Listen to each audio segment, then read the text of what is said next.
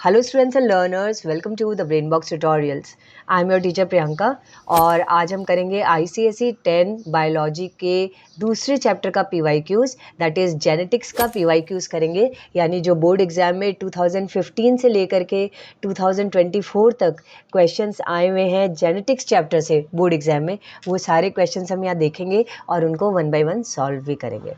ठीक है, before starting the PYQs I request all of you to share these videos with your friends. These videos मतलब जितने भी PYQs हो रहे हैं, जो बायोलॉजी के हैं, जो केमिस्ट्री के करा रही हूँ, इससे पहले जो मैंने फिज़िक्स के और मैथ्स के किए थे, ये अपने फ्रेंड्स के साथ शेयर करो, उनको भी बढ़ने का मौका दो, because sharing is caring, right. और अगर मेरे चैनल को सब्सक्राइब नहीं किया हो तो सब्सक्राइब जरूर करना।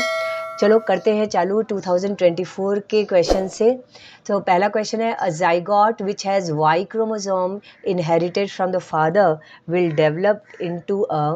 नाउ अगर वाई क्रोमोसोम आ जाता है किसी ज़ाइगोट में, यानी कि वो बॉय होगा, तो ए में लिखा है will depend on the chromosome inherited from the mother, number B girl, number C either boy or a girl, और नंबर डी बॉय। तो obviously number D boy will be the correct answer. Y आ गया मतलब boy है। Number 2 है, 4 friends P, Q, R and S were discussing the examples of genetic disorders. The examples they quoted were as follows. Now P बोलता है color blindness and malaria. P का तो wrong है, color blindness है पर malaria तो नहीं है।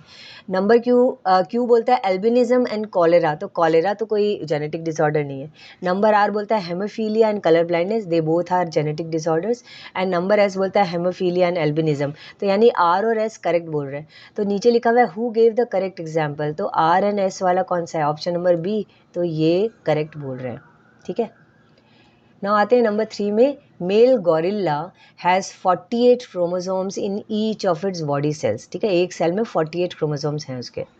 How many chromosomes will each of the sperms have. Sperms जो होते हैं, मतलब जो रिप्रोडक्टिव सेल्स होते हैं, उनमें हैप्लॉइड नंबर ऑफ क्रोमोसोम होते हैं, यानी कि 48 का आधा। 48 का आधा मतलब 24। तो 24 क्रोमोसोम्स आएंगे यहाँ से, और 24 क्रोमोसोम जो होंगे वो फीमेल गोरिल्ला के एग में होंगे। तो that is how 48 chromosome intact हो जाते हैं वापस जाइगोट में। नेक्स्ट है नंबर 4, लिखा है given below is a schematic representation of the inheritance of the shape of seeds of a garden pea. Answer the questions that follow. Number A बोल रहा है which is the dominant and recessive allele of the trait. Now जो trait है shape of seeds, इसमें 2 allele होते हैं, एक होता है राउंड और एक होता है रिंकल्ड सीड। डोमिनेंट होता है राउंड और जो रेसेसिव होता है वो रिंकल्ड सीड होता है। तो ये चीज़ मैं लिख भी दूंगी, डोमिनेंट के लिए और रेसेसिव के लिए क्या क्या हुआ। डोमिनेंट में लिख देंगे राउंड सीड और रेसेसिव में लिख देंगे wrinkled seed. Now next question है, what does the ratio 3:1 in the F1 generation represent? Now 3:1 का मतलब है 3 जो हैं वो राउंड दिख रहे हैं और एक जो है वो रिंकल दिख रहा है। तो what does this represent? तो हम लिखेंगे 3 seeds will have round shape, 1 seed have wrinkled shape। और ये प्रॉपरली क्या रिप्रेजेंट कर रहा है, इसको अच्छे से और बताना है तो एक और पार्ट शुरू में लिख दोगे कि 3:1 रिप्रेजेंट्स फेनोटिपिक रेशियो। फेनोटिपिक रेशियो दिखाता है। फेनोटिपिक रेशियो का मतलब है दिखने में कैसे लगेंगे। Number C, state Mendel's law of dominance. तो मेंडल का लॉ ऑफ डोमिनेंस ये बोलता है तो कि 2 एलेल होते हैं, रेसेसिव और डोमिनेंट। इसमें डोमिनेंट जो है वो एक्सप्रेस करता है और रेसेसिव जो है वो सप्रेस रहता है, मतलब वो एक्सप्रेस अपने आप को नहीं कर पाता। यही मैं लिख देती हूँ। तो ये मैंने लिखा कि out of a pair of contrasting alleles present together, only the dominant allele is able to express itself while the recessive remains suppressed. ठीक है गाइस, तो हम आगे बढ़े उससे पहले मैं तुम लोगों को ये बुक दिखाना चाहूँगी, गुरुकुल बाय ओसवाल। 2025 एग्जामिनेशन के लिए ये 10 ईयर्स सॉल्व पेपर है आईसीएसई क्लास 10 के लिए। इस बुक में जितने भी सब्जेक्ट्स हैं, मतलब इन टोटल 17 सब्जेक्ट्स हैं, वो सारे सब्जेक्ट्स के पेपर्स दिए गए हैं। और इम्पॉर्टेंट जो सब्जेक्ट्स है उसका तो 2014 से लेकर के लास्ट ईयर 2024 तक जितने क्वेश्चन आए हुए हैं वैसे वैसे सारे दिए हुए हैं। जैसे हम मैथमेटिक्स का देखें तो 2014 से 2024 2024 तक के सारे पेपर्स इसमें हैं। अब जैसे ये रहा मैथमेटिक्स 2024 का, ये है लास्ट ईयर का, तो जिससे क्वेश्चन आए थे वो पूरा पेपर है बिल्कुल लास्ट में, मतलब पेपर के ख़त्म होने के बाद में उसका सॉल्यूशन दिया हुआ है। तो ये बहुत इंपॉर्टेंट होता है कि आपके क्वेश्चन के साथ में ही सॉल्यूशन रहे तो आपको करने का मज़ा नहीं आता। लेकिन यहाँ पे क्या है कि आप पहले पूरा सॉल्व कर लो और उसके बाद में आप आंसर्स जो हैं वो सारे चेक कर सकते हो। तो सारी ईयर्स के इसी तरीके से दिए गए हैं कि पहला पूरा पेपर है, उसके बाद में जो है वो सॉल्यूशन है। ऐसे ही बाकी सारे सब्जेक्ट्स के भी दिए गए हैं, भले वो इंग्लिश हो, हिंदी हो या हिस्ट्री हो। तो जैसे मैं भी PYQ सीरीज करा रही हूँ और आपको पता है PYQs कितने इंपॉर्टेंट होते हैं, यहाँ आपको सारे सब्जेक्ट्स के PYQs मिल जाएंगे क्लास 10 to 11 ईयर्स। इस बुक का परचेज लिंक इसी वीडियो के डिस्क्रिप्शन में है, do check that out and purchase this book. Now आते 2023 के क्वेश्चंस पे। पहला है the sex chromosome in human ovum is X chromosome, Y chromosome, both X and Y chromosome, either X or Y chromosome. अगर वो human ovum है मतलब कि एक फीमेल में है तो सिर्फ X क्रोमोसोम ही होगा, नंबर ए। नेक्स्ट क्वेश्चन है haploid number of chromosomes are found in, haploid का मतलब जितने क्रोमोसोम है उसके आधे नंबर वो पाए जाते हैं रिप्रोडक्टिव सेल्स में। तो number A nephron, number B neuron, number C skin cells, number D sperms. तो ऑप्शन नंबर डी करेक्ट होगा, स्पर्म्स, क्योंकि स्पर्म में मियोसिस के प्रोसेस से क्रोमोसोम जो है मतलब जो डॉटर सेल्स है वो बनते हैं।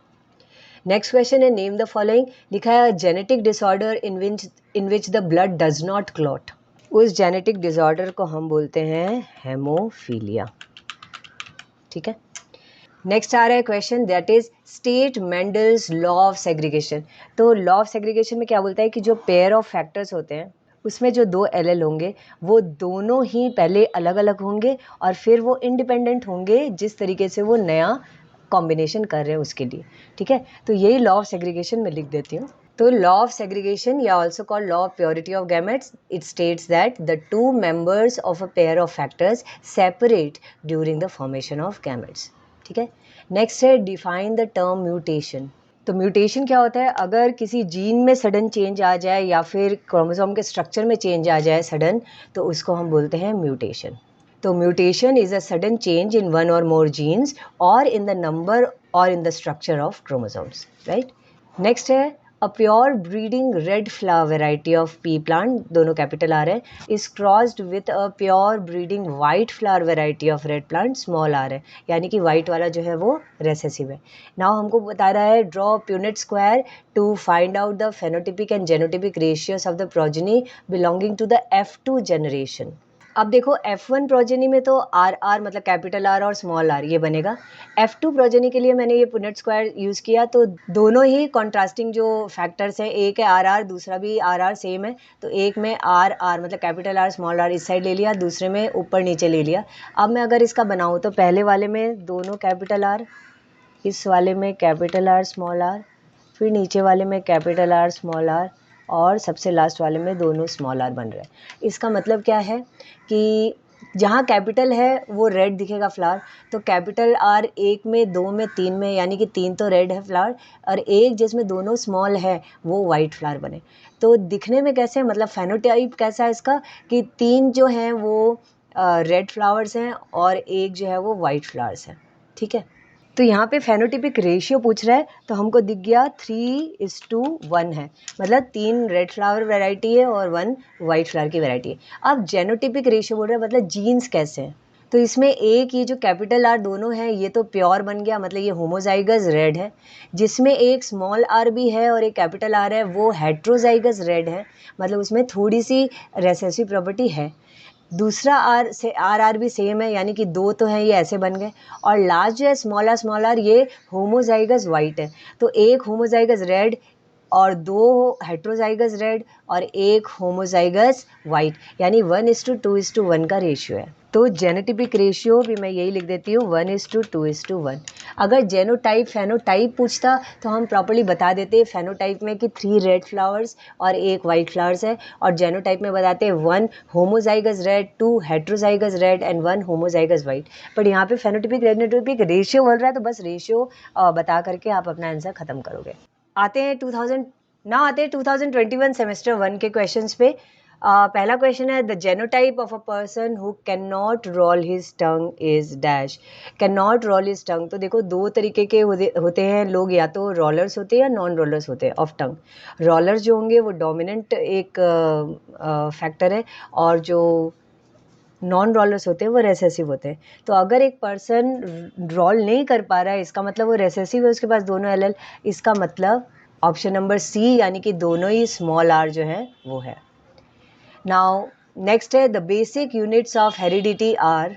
Basic unit of heredity chromosomes नहीं, क्रोमैटिड नहीं, जीन्स हाँ, ऑप्शन नंबर सी जीन्स होंगे।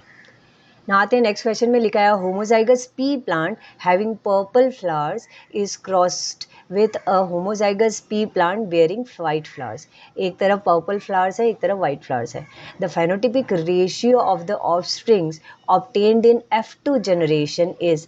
F2 जनरेशन में जो नए फ्लावर्स होंगे वो फ्लावर्स फेनोटिपिक रेशियो उसका 3:1 होगा और जेनेटिपिक रेशियो 1:2:1 होगा। तो यहाँ पे फेनोटिपिक रेशियो पूछ रहा है, तो 2:1 नहीं, 1:1 नहीं, 1:2:1 नहीं, क्योंकि ये तो जेनोटिपिक होता है। Option number D 3:1 is the correct answer. Next question है explain the following terms law of dominance. A में बोल रहा है out of pair of contrasting alleles present together only the recessive allele is able to express itself while the dominant remains suppressed. नहीं, wrong है। Option number B, out of a pair of contrasting alleles present together, only the dominant allele is able to express itself while the recessive remains suppressed. Option number B correct है, यही है law of dominance. Next है number 2 mutation. Mutation option number A बोल रहा है it is a sudden change in one or more genes in an organism cells which is heritable. हाँ, ये correct है। फिर भी हम सारे ऑप्शन पढ़ते हैं, देखते हैं और क्या है। It is a change in the number of chromosomes, sorry, it is the change in the number of centrosome in an organism cells which is heritable. नहीं, ये नहीं होता। Number C, it is a change in the structure of cell membrane in a organism cell which is heritable. ये भी नहीं होता। And number D, it is a change in the shape of cells which is heritable. नहीं, तो फिर first number sudden change in one or more genes, ये correct होगा।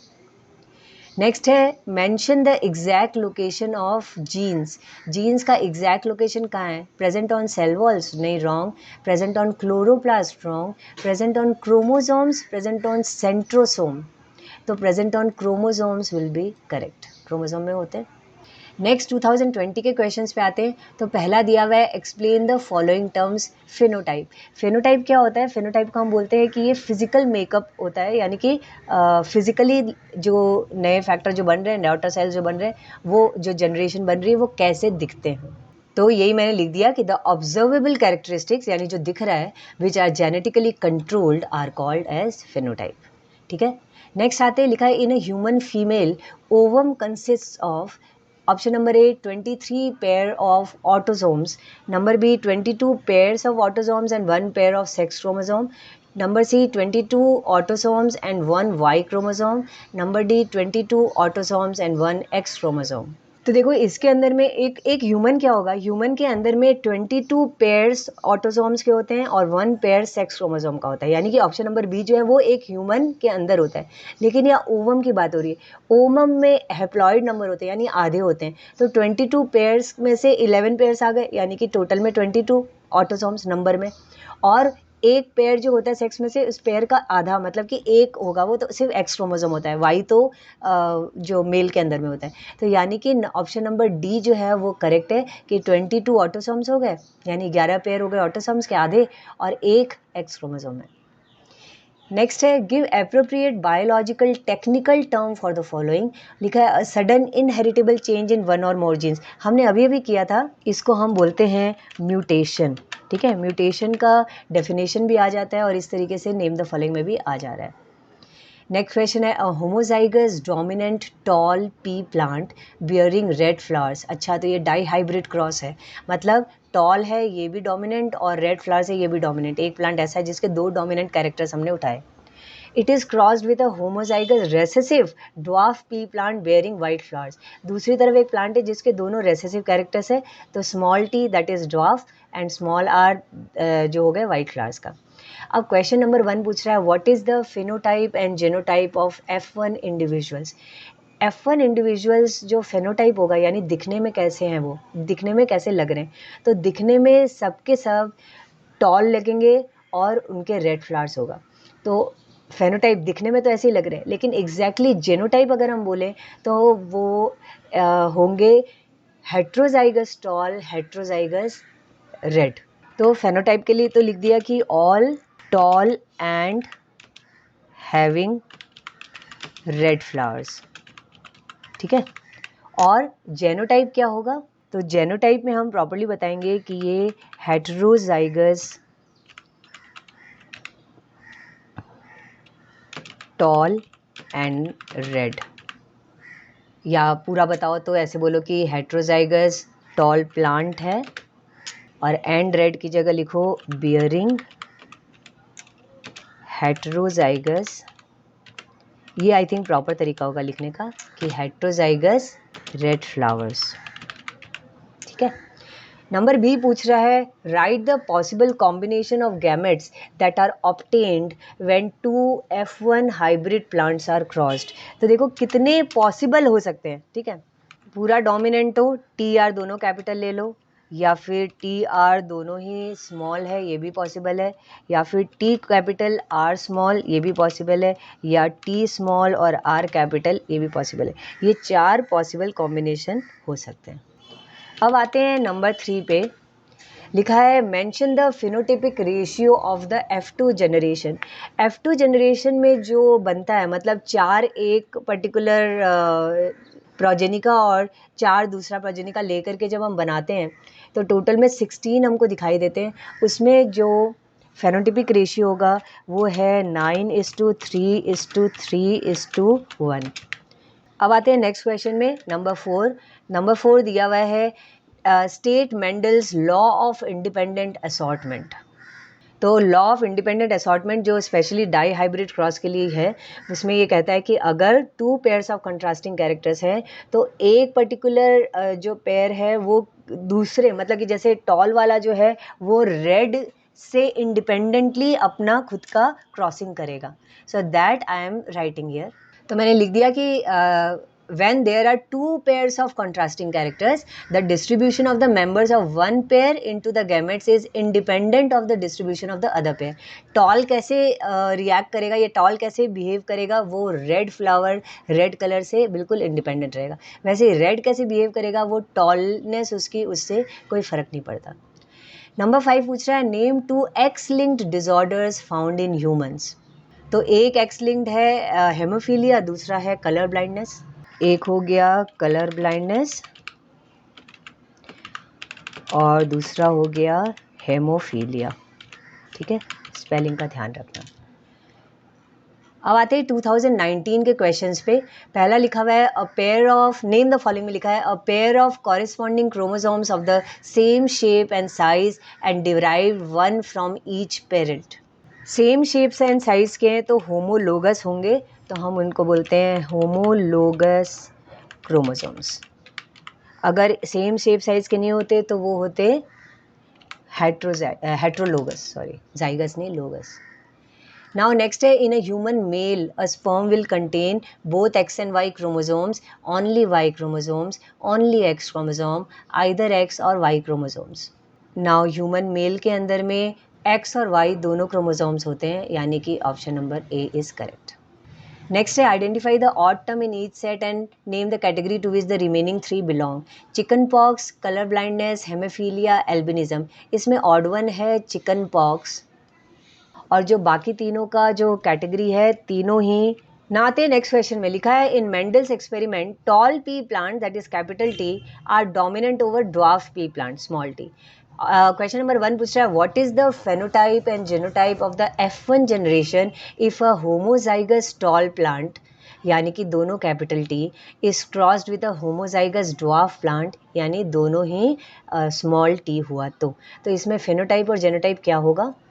Phenotype में तो हम लिखेंगे सब दिख रहे हैं टॉल, तो टॉल प्लांट, और जीनोटाइप जो है वो एग्जैक्टली हमको बताना है, तब हम बताएंगे हेट्रोजाइगस टॉल या हेट्रोजाइगस टॉल प्लांट होंगे, ठीक है। नाउ आते हैं नंबर 2 में। लिखा है draw a Punnett square board to show the gametes and offspring when both the parents are heterozygous for tallness। मतलब कि F1 से निकले हुए हैं, दोनों ही heterozygous हैं। अब बताओ इनका प्यूनेट स्क्वायर में कैसे होगा। तो इसका प्यूनेट स्क्वायर में बना के दिखाती हूँ। तो ये निकले दोनों से हेट्रोजाइगस टॉल, तो एक हुआ दोनों का कैपिटल टी, दूसरा होगा कैपिटल टी स्मॉल टी, तीसरा भी सेम ही होगा कैपिटल टी स्मॉल टी, और चौथा होगा दोनों स्मॉल टी। यानी इनका फेनोटाइप क्या है कि दिखने में तो 3 टॉल है और 1 ड्वार्फ है, और जेनोटाइप क्या है, 1 होमोजाइगस टॉल है, 2 हेट्रोजाइगस टॉल है और 1 होमोजाइगस ड्वार्फ है। तो यहाँ क्वेश्चन में हमको पूछ रहा था फेनोटाइप एंड जेनोटाइप बताओ। तो फेनोटाइप, तो यहाँ क्वेश्चन में हमको बोल रहा था कि ये प्यूनेट स्क्वायर बनाओ, वो तो मैंने अभी बना के दिखा दिया। और नंबर 3 में पूछ रहा है what is the phenotypic ratio and genotypic ratio of the above cross in number 2। तो नंबर 3 में हम करते हैं क्या, क्रॉस में हमको क्या दिखा फेनोटिपिक रेशियो, तो फेनोटिपिक रेशियो तो था 3:1, ठीक है, और जेनोटिपिक रेशियो था 1:2:1, करेक्ट। नेक्स्ट आते हैं नंबर 4 पे। नंबर 4 क्वेश्चन दिया हुआ है state Mendel's law of dominance. Law of dominance हमने पहले भी उसको किया है, मतलब कि ये हर साल ऑलमोस्ट इन तीनों में से कोई ना कोई लॉ आ ही जाता है। चलो अभी करके देखते हैं इसको।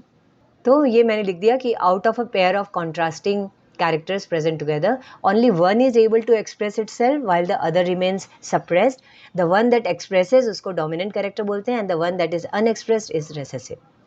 नंबर 5 बोल रहा है what is dihybrid cross. Dihybrid cross तब होता है जब 2 कैरेक्टर्स, एक प्लांट से हम 2 ऑब्जर्वेबल कैरेक्टर्स लेते हैं और उनको हम क्रॉस करते हैं, करेक्ट। तो यही मैंने लिख दिया कि the cross in which 2 features of an organism or of a plant are taken together at a time. ना आते हैं 2018 के क्वेश्चंस पे। पहला क्वेश्चन है नेम द फॉलोइंग। लिखा है the number of chromosomes present in a nerve cell of a human being. Nerve cell में 46 क्रोमोसोम होते हैं, 23 पेयर्स भी लिख सकते हो, 26 नंबर में पूछ रहा है तो नंबर बता दो प्रॉपर। नेक्स्ट है give appropriate biological or technical term for the following. क्या दिया है, the condition in which a pair of chromosomes carry similar alleles of a particular character. ऐसे क्रोमोसोम्स को हम बोलते हैं होमोजाइगस क्रोमोसोम्स। नेक्स्ट क्वेश्चन दिया है a pea plant which is homozygous for green pods which are inflated. तो capital G capital I, मतलब कि ग्रीन पॉड्स वो भी डोमिनेंट है और इन्फ्लेटेड है वो भी डोमिनेंट है। And it is crossed with a homozygous plant for yellow pods which are constricted. दोनों ही रेसेसिव है, इसलिए स्मॉल जी और स्मॉल आई दिया है। अभी आंसर करना है फॉलोइंग क्वेश्चन। तो ये डाई हाइब्रिड क्रॉस है। नाउ नंबर 1 पूछ रहा है give the phenotype and genotype of the F1 generation, which type of pollination has occurred to produce F1 generation। तो इसका आंसर हम देखो, फेनोटाइप में तो हम बोलेंगे ऑल प्लांट्स आर ग्रीन है, ग्रीन पॉड्स एंड इन्फ्लेटेड है, और जेनोटाइप है कि heterozygous green pods heterozygous inflated है, या फिर capital G small G capital I small I ऐसा है। और क्या पॉलिनेशन हुआ है, क्रॉस पॉलिनेशन हुआ है। तो फेनोटाइप वही लिख दिया, all plants with green coloured pods हैं and with inflated pod shape. And genotype हो गया ऑल प्लांट्स कैसे हैं, capital G capital I small I, या फिर प्रॉपर्ली लिख दो हेट्रोजाइगस ग्रीन पॉड्स हैं एंड हेट्रोजाइगस ही इन्फ्लेटेड है। और कैसा पॉलिनेशन हुआ था, क्रॉस पॉलिनेशन ऑकर्ड हुआ था F1 जनरेशन में। अब आते हैं नंबर 2 क्वेश्चन पे। लिखा है write the phenotypic ratio of the F2 generation. Dihybrid cross का फेनोटिपिक रेशियो होता है 9:3:3:1। ये फेनोटिपिक रेशियो होगा। आते हैं नंबर 3 क्वेश्चन पे। लिखा हुआ है write the possible combinations of the gametes that can be obtained if 2 F1 hybrid plants are crossed. तो क्या क्या हो सकते हैं, कैपिटल जी कैपिटल आई, फिर दूसरा हो सकता है स्मॉल जी स्मॉल आई, तीसरा हो सकता है कैपिटल जी है बट स्मॉल आई है, और दूसरा हो सकता है कि स्मॉल जी है लेकिन कैपिटल आई है। इन चारों में से कोई भी एक होगा, चारों ही होंगे एक्चुअली, 4 करके तब 16 होता है। नेक्स्ट आते हैं 4th क्वेश्चन में। लिखा हुआ है state Mendel's law of segregation of gametes. ये भी हमने किया है, यानी हर साल देखो तीनों में से कुछ ना कुछ लॉ आ ही जाता है, तो अच्छे से करना, लर्न कर लेना अच्छे से लॉ। तो ये मैंने लिख दिया कि Mendel's law of segregation of gametes states that the 2 members of a pair of factors separate during the formation of gametes and they do not blend but segregate या separate into different gametes। Now fifth question बोल रहा है what is the scientific name of the plant which Mendel used for his experiments on inheritance. उन्होंने use किया था garden pea यानी कि पाइजम sativum. पाइजम sativum लिखने का तरीका ध्यान रखना, दोनों ही कैपिटल होंगे, दोनों वर्ड्स के लेटर्स। नाउ नेक्स्ट है 2017 का क्वेश्चन, लिखा है given below is a group of terms, in the group the first pair indicates the relationship between two terms, rewrite and complete the second pair. Example भी दिया जैसे oxygen inspiration में, मतलब जब हम इनहेल करें तो ऑक्सीजन आ रहा है, तो कार्बन डाइऑक्साइड, जब हम एक्सहेल करें तो एक्सपिरेशन लिखेंगे। सिमिलरली कैपिटल टी दोनों है तो ये होमोजाइगस है, एक कैपिटल टी एक स्मॉल टी है तो इसको क्या कहेंगे, इसको कहेंगे हेटेरोजाइगस। करेक्ट। नेक्स्ट क्वेश्चन है give appropriate biological or technical terms for the following. पहला दिया है the suppressed allele of a gene. The suppressed allele को हम बोलते हैं रेसेसिव, ठीक है, और जो एक्सप्रेस्ड होता है वो डोमिनेंट होता है। नेक्स्ट क्वेश्चन दिया a pair of corresponding chromosomes of the same size and shape, one from each parent, इसको हम बोलते हैं होमोलोगस क्रोमोसोम्स। नेक्स्ट क्वेश्चन है in a homozygous pea plant axial flowers that is capital A are dominant over terminal flowers small A. Question पूछ रहा है what is the phenotype and genotype of the F1 generation if a plant bearing pure axial flowers, मतलब दोनों ए capital, is crossed with a plant bearing pure terminal flowers, मतलब दोनों ए small. तो दोनों homozygous हैं, तो अभी ऐसे में फेनोटाइप मतलब दिखने में कैसे लगेंगे, तो सारे एक्सियल फ्लावर्स होंगे, और जेनोटाइप कैसा होगा उनका, तो वो हेट्रोजाइगस एक्सियल होंगे। तो ये पार्ट मैं लिख देती हूँ नंबर 1 में कि फेनोटाइप में हो गया ऑल बेयर एक्सियल फ्लावर्स और जेनोटाइप हो गया all are heterozygous dominant for axial flowers. Now आते हैं नेक्स्ट क्वेश्चन पे नंबर 2। नंबर 2 में पूछ रहा है draw a Punnett square board to show the gametes and offsprings when both the parent plants are heterozygous for axial flowers.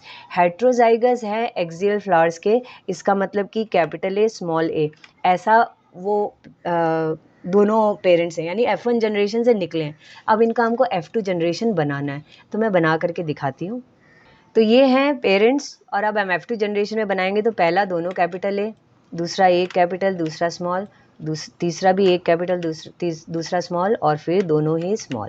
तो यानी कि एक तो होमोजाइगस एक्सियल फ्लावर्स आया, दो हेट्रोजाइगस एक्सियल फ्लावर आए, और एक खाली टर्मिनल होमोजाइगस टर्मिनल आया। तो प्यूनेट स्क्वायर बनाने बोला था, वो मैंने बना दिया। अब नंबर 3 में उसका आंसर पूछ रहा है कि what is the phenotypic ratio and genotypic ratio of the above cross. तो फेनोटिपिक रेशियो मतलब दिखने में कैसे थे, तो हमने 3:1 देखा, 3 एक्सियल और एक टर्मिनल, और जो जेनोटिपिक रेशियो था वो 1:2:1 था। फेनोटिपिक रेशियो हो गया 3:1 और जेनोटिपिक रेशियो हो गया 1:2:1। नाउ आते हैं नेक्स्ट क्वेश्चन पे नंबर 4, लिखा है state Mendel's law of dominance. तो ये हमने पहले भी किया था, वापस से लिख दिया मैंने। Out of pair of contrasting characters present together only one is able to express itself while the other remains suppressed, the one that expresses is dominant character and the one that is unexpressed that is recessive.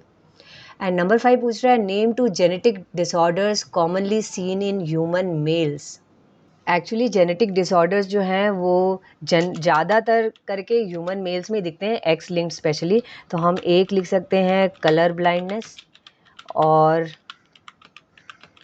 दूसरा लिख सकते हो haemophilia. ना आते हैं 2016 के questions पे। पहला क्वेश्चन में लिखा है in the given set of terms given below there is an odd one and can not be grouped in the same category to which the other 3 belong. तो हमको आइडेंटिफाई करना ऑड टर्म को and name करना category को to which the remaining 3 belong. तो typhoid, haemophilia, albinism, colour blindness, इसी तरीके का एक क्वेश्चन हम पहले वाले उसमें भी देख सकते हैं। तो इसमें हमको टाइफाइड जो है वो ऑड वन दिख गया, क्लियर है, और बाकी तीनों क्या हैं, बाकी तीनों जेनेटिक डिसऑर्डर्स हैं। तो बाकी तीनों के लिए लिख दिया जेनेटिक डिसऑर्डर्स। नेक्स्ट है give scientific reasons for the following statement, colour blindness is more common in men than in women. Now see होता क्या है, कि मेन के अंदर एक एक्स क्रोमोसोम है, दूसरा वाई है, लेकिन विमेन के अंदर दो एक्स है, और ये कलर ब्लाइंडनेस जो है ये लिंक्ड रहता है एक्स क्रोमोसोम पे। तो मेन के पास अगर वो एक्स क्रोमोसोम आ गया जो लिंक्ड वाला कलर ब्लाइंडनेस वाला, तो इसके पास दूसरा कोई एक्स तो है नहीं जो अनलिंक्ड है, जो जो साफ है, तो इस कारण मेन को हो जाता है। विमेन में क्या होता है, अगर एक कलर ब्लाइंडनेस वाला क्रोमोसोम भी आ गया तो दूसरा अगर साफ है, मतलब उसमें अनलिंक्ड है, तो इस कारण विमेन जो है वो सिर्फ कैरियर बन जाती है, बट कलर ब्लाइंडनेस उनको नहीं होता। इसलिए ये ज़्यादा कॉमन मेन में दिखता है, क्योंकि अगर एक भी एक्स क्रोमोसोम कलर ब्लाइंडनेस वाला आ गया तो that man will have colour blindness. तो यही पार्ट मैंने लिख करके बता दिया कि colour blindness is more common in men than in women because the genes responsible for the color blindness are located on the X chromosome. Males have only one X chromosome whereas female has two X chromosomes. In males only one defective X chromosome, that is जो link है color blindness से, it is enough to cause color blindness. लेकिन female में two defective X chromosomes are required to cause color blindness. एक होगा तो भी वो सिर्फ कैरियर रह जाएंगे क्योंकि एक उसका ठीक है. This type of inheritance pattern is called X-linked inheritance and it primarily affects men. Now next question पे आते हैं. लिखा है कि होमोजाइगस टॉल प्लांट, मतलब दोनों capital T, bearing red coloured flowers, that is दोनों capital R, is crossed with a homozygous dwarf, यानी कि दोनों small T plant, bearing white flowers, that is small R. तो एक ये डाई हाइब्रिड क्रॉस है, एक तरफ दोनों कैरेक्टर्स डोमिनेंट है, दूसरी तरफ दोनों कैरेक्टर्स रेसेसिव हैं. अब हमको पहला क्वेश्चन बोल रहा है give the genotype and phenotype of the plants of the F1 generations. तो जेनोटाइप क्या हो गया, heterozygous tall with heterozygous red हो गए, और फेनोटाइप क्या हो गया, सारे टॉल हैं विथ रेड कलर फ्लावर्स हैं. ठीक है, यही मैंने लिख दिया.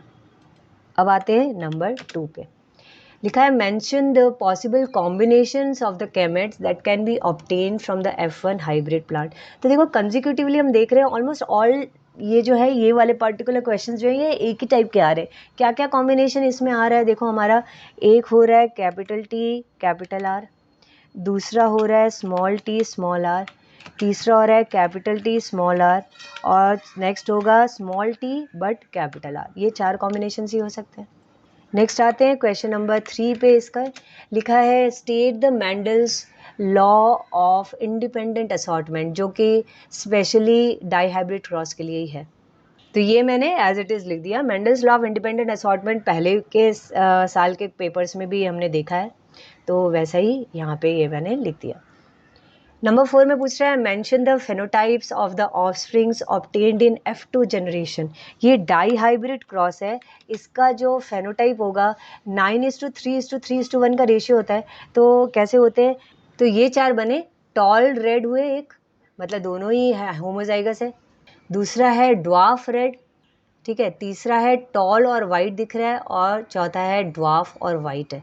ठीक है, फेनोटाइप पूछ रहा था तो हमने फेनोटाइप उस तरीके से बता दिया. ना आते हैं नेक्स्ट क्वेश्चन में. नंबर 5 लिखा है what is the phenotypic ratio obtained in F2 generation. तो फेनोटिपिक रेशियो है 9:3:3:1. 9:3:3:1. तो ये 5 क्वेश्चंस हो गए. अब आते हैं 2015 के क्वेश्चंस पे. लिखा है नेम द फॉलोइंग. पहला है लिखा है the cross between two parents having one pair of contrasting characters. One pair ही हो तो ऐसे क्रॉस को हम मोनो हाइब्रिड क्रॉस कहते हैं. ठीक है. नेक्स्ट है री right and complete the following sentence by inserting the correct word in the space. Dash is the scientific name of garden P which Mendel use for his experiments. ये question का answer इसी तरीके का एक और आया था ना, तो हम वही लिखेंगे पाइजम सटाइवम. ठीक है.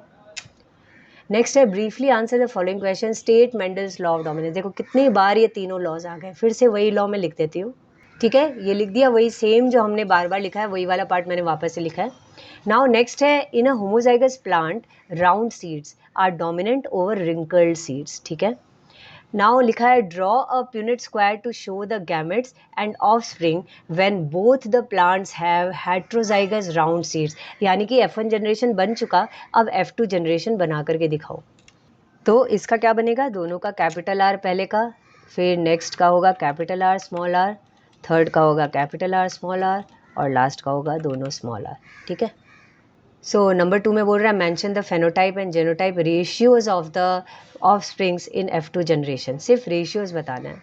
फेनोटिपिक रेशियो है 3:1 और जेनेटिपिक रेशियो है 1:2:1। नेक्स्ट आते हैं नंबर 3 में, लिखा है name the sex chromosomes in human mails and females. तो मेल्स में XY होते हैं, फीमेल्स में XX होते हैं। आते हैं नंबर 4 पे, लिखा है briefly explain the term mutation. Mutation भी काफ़ी बार आ गया है, हमने पहले भी लिखा है, वही सेम मैं लिख देती हूँ यहाँ।